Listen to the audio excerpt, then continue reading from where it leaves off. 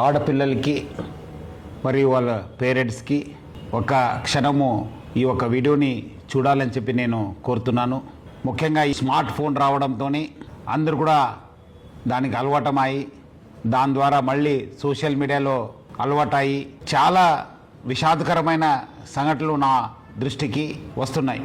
వాళ్ళు కథనాలు చూసిన తర్వాత చాలా అంటే చాలా బాధ అనిపిస్తుంది.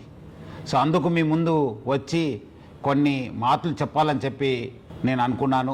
ఆడపిల్లలు చాలామంది ఈ స్మార్ట్ ఫోన్స్ అలవాటు అయిన తర్వాత ఎవరో ఇన్స్టాగ్రామ్లో లేదంటే ఫేస్బుక్లో లేదంటే వాట్సాప్లో ఏదో రిక్వెస్ట్ పెట్టి ఆ రిక్వెస్ట్ పెట్టే ముందు అందమైన ఒక అబ్బాయి లేదంటే ఫేక్ ఫొటోస్ యూజ్ చేసి లేదంటే ఫిలిం స్టార్స్ ఫోటో యూజ్ చేసి వాళ్ళు డీపీ పెట్టుకోవడము, మన ఆడపిల్లలు వాళ్ళ ఒక రిక్వెస్ట్ని యాక్సెప్ట్ చేయడము, తర్వాత వాళ్ళతోని చాలా చురువుగా ఉండడము జరుగుతుంది.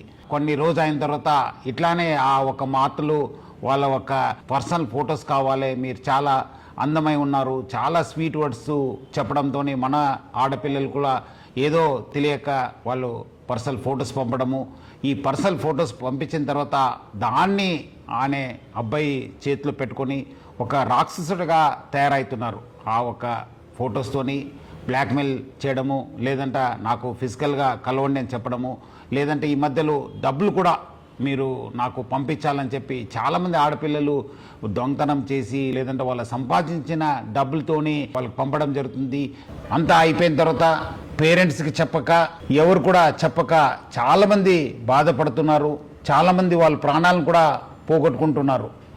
సో ముఖ్యంగా ఆడపిల్లలు మీకు ఏమాదిరూ అన్యాయం జరిగితే ఇమీడియట్లీ మీ పేరెంట్స్కి లేదంటే మీ ఫ్రెండ్స్కి లేదంటే మాకు పోలీస్కి సమాచారం తెలియపరచాలని చెప్పి నేను కోరుతున్నాను.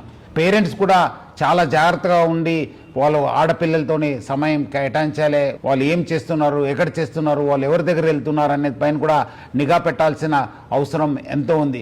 ఇట్లాంటి సంఘటనలు మీ దృష్టికి వస్తే మీరు ఇమీడియట్లీ డయల్ 100కి ఫోన్ చేయాలని చెప్పి కోరుతున్నాను. మీకు ఎక్కడాದರೂ అన్యాయం జరిగితే మీ వెంట ఎప్పుడు కూడా తెలంగాణ పోలీసు, మీ వెంట హైదరాబాద్ సిటీ పోలీసు ఎప్పుడు కూడా ఉంటుంది. చాలామంది అబ్బాయిలు అనుకుంటారు మనము సోషల్ మీడియా వాడుతున్నాను, మనం ఫేక్ డీపీ వాడుతున్నాను, ఫేక్ నంబర్ వాడుతున్నాను, VPN వాడుతున్నాను అని చెప్పి చాలామంది అబ్బాయిలు అనుకోవచ్చు. కానీ వాళ్ళు ఎక్కడున్నా పట్టుకొని వచ్చే బాధ్యత తెలంగాణ పోలీసు మరి హైదరాబాద్ పోలీస్ పైన ఉంది. మీ అందరు కూడా తీసుకొచ్చి కటకటాల వెనక పెట్టే బాధ్యత మా పైన ఉంది. ముఖ్యంగా ఆడపిల్లలు అందరూ కూడా ముందు వచ్చి ఇలాంటి వాళ్ళపైన కంప్లైంట్ ఇవ్వాలి. అట్లానే పేరెంట్స్ ప్లస్ పిల్లలు అందరూ కూడా ఆడపిల్లలు జాగ్రత్త ఉండాలని చెప్పి కోరుతూ సెలవు తీసుకుంటాను. Thank you. జై హింద్, జై హైదరాబాద్ సిటీ పోలీస్.